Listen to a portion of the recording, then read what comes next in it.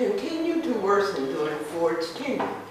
In 1946, the U.S. furnished 60% of the world's iron and steel, and by 1977, the U.S. only provided 16%. James Earl Carter took office in 1977. Carter was the son of a Georgia peanut farmer. Carter trained as a manager and an engineer at the U.S. Naval Academy. He was an avowed born-again Christian with definite moral standards and principles. In his inaugural address as governor of Georgia, Carter stated, "The time for racial discrimination is over." He then opened Georgia government to blacks and women. Carter organized the state government structure, providing budget controls and reducing spending while improving government service. Nominated to run against Ford in 1976, Carter won support from working-class blacks, Catholics, and most of the South.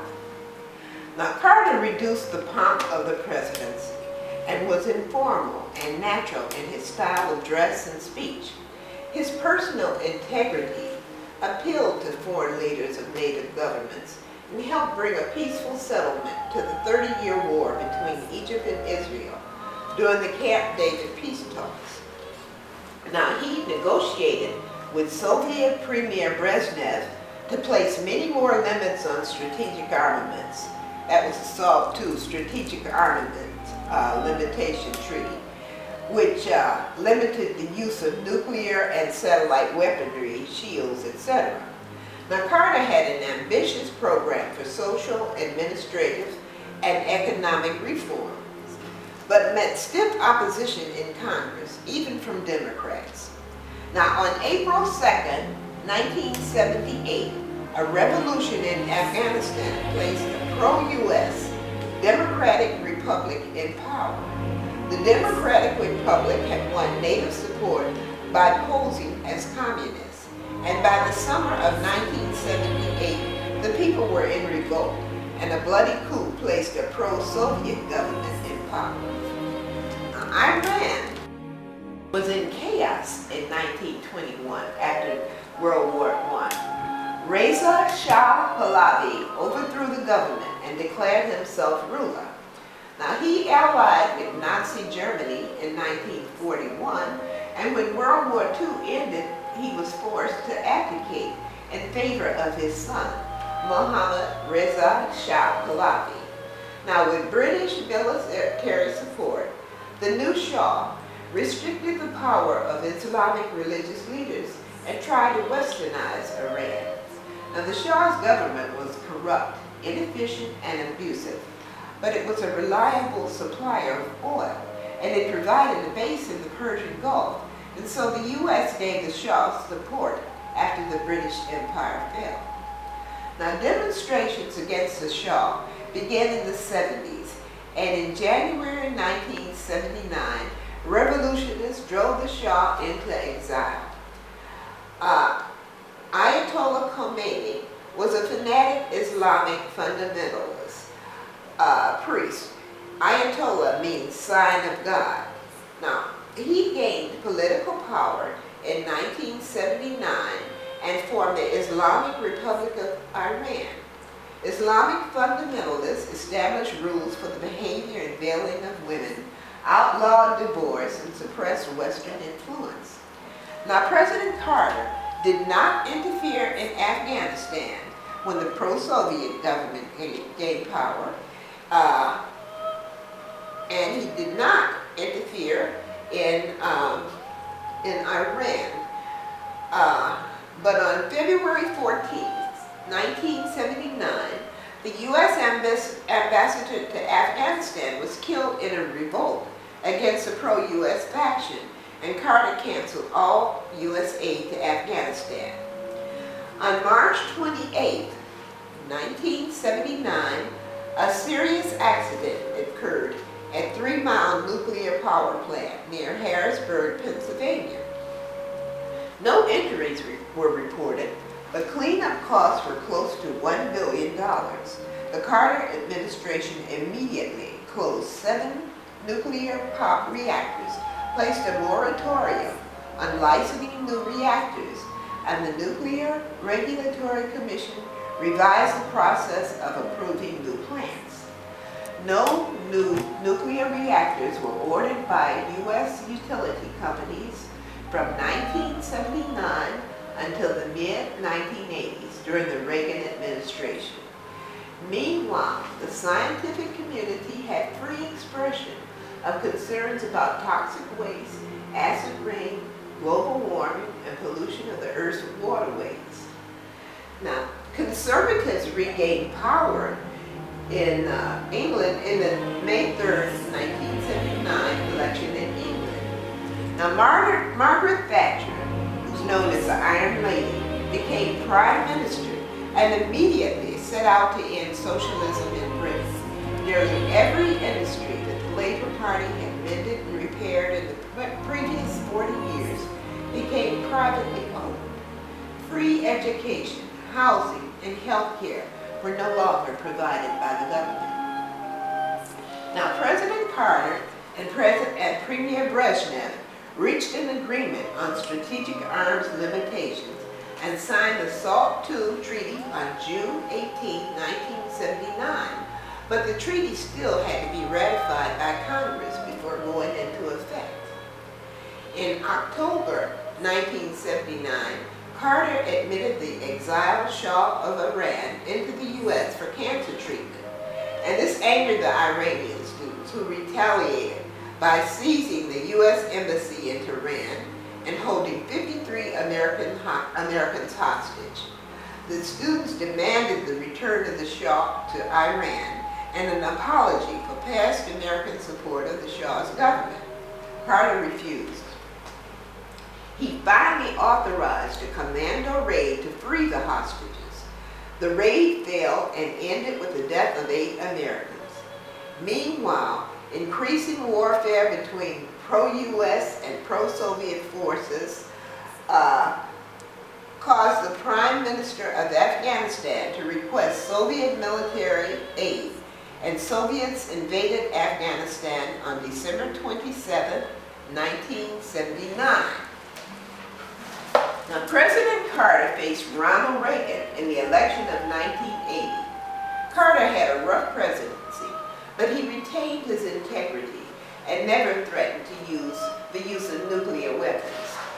Now, Iranians freed the hostages on the day Carter left office. Some people said it was because Reagan started calling them hooligans and threatening. Okay, Ronald Reagan was elected by New Right fundamentalist TV ministers like Pat Robertson, Jimmy Swaggart, Tammy Faye Baker, Billy Graham, and Jerry Falwell. Now, many black Baptists, including people from Robbins, supported the TV fundamentalist ministers. Georgella Jacks was married to Burgess Jacks, my sibling. Ella and some of her associates from God's House of Love and Prayer keep the religious channel turned on 24 hours a day. Ella said she sent a TV minister a check for $500, and she and some of her church members went to a revival in Iowa. I think it was the one she calls Mother Higgins. Now, Ella says that Mother Higgins is a real prayer warrior, whatever that is. Okay, George H.W. Bush was Reagan's running mate. Bush had been a member of the Nixon administration. General Alexander Haig was Nixon's chief of staff. Haig became Reagan's Secretary of State. Now, Haig was later replaced by George Shultz, who had been Nixon's Secretary of Treasury.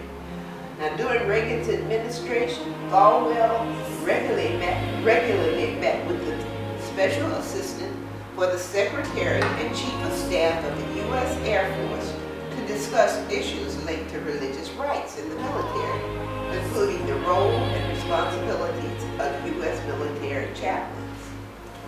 Now, Jerry Falwell of Lynchburg, Virginia, graduated from Baptist Bible College in Springfield, Missouri in 1956.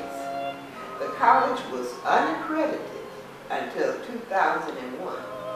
Now, Falwell eventually received 3 honorary doctoral degrees. One, a Doctor of Divinity from Tennessee Temple Theological Seminary.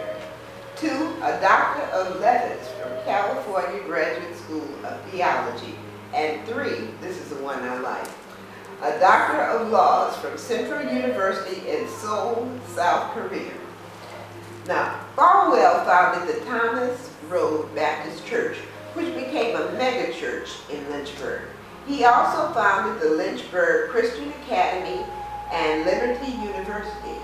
On his evangelist program, the Old Time Gospel Hour, in the mid-1960s, Falwell regularly featured segregationist politicians like Lester Maddox and George Wallace. About Martin Luther King, Falwell said, "I do question the sincerity and nonviolent intentions of some civil rights leaders, such as Dr. King, Mr. James Farmer, and others who are known to have left-wing associations." Falwell spoke of the Supreme Court ruling on school desegregation, Brown versus the Board of Education. If Chief Justice Warren and his associates had known God's work and had desired to do God's will, I am quite confident that the 1954 decision would never have been made. The facilities should be separate. When God has drawn a line of distinction, we should not attempt to cross that line. An internet article states, in 1979, Falwell founded the Moral Majority, which became one of the largest political lobby groups for evangelical Christians in the United States during the 1980s, as being pro-family, pro-life, pro-defense, and pro-Israel. The group is credited with delivering 2/3 of the white evangelical Christian vote to Ronald Reagan during the 1980 presidential election. Now,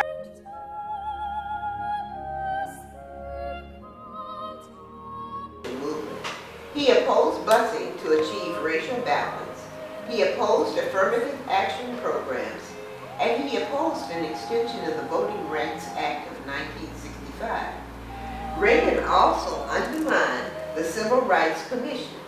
Now, the Reagan administration just abandoned the Senate ratification of SALT II, which had been negotiated by Carter, and instead began a massive arms buildup.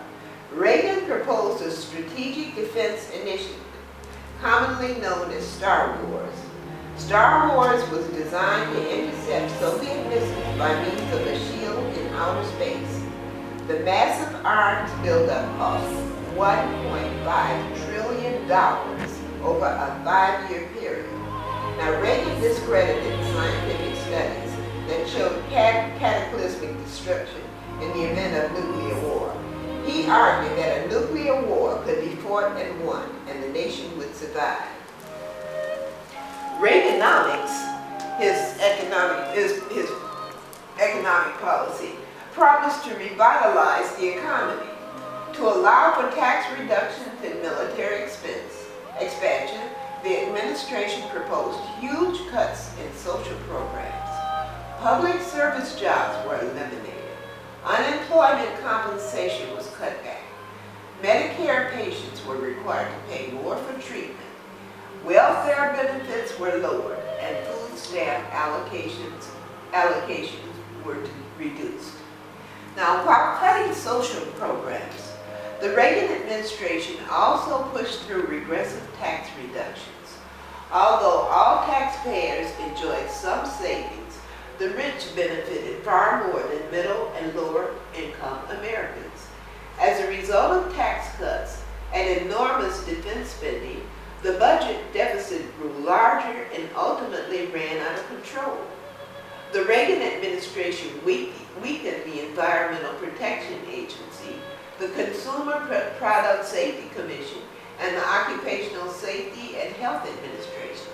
Reagan argued that regulations interfered with the growth of business. Reagan made more judicial appointments than any other president.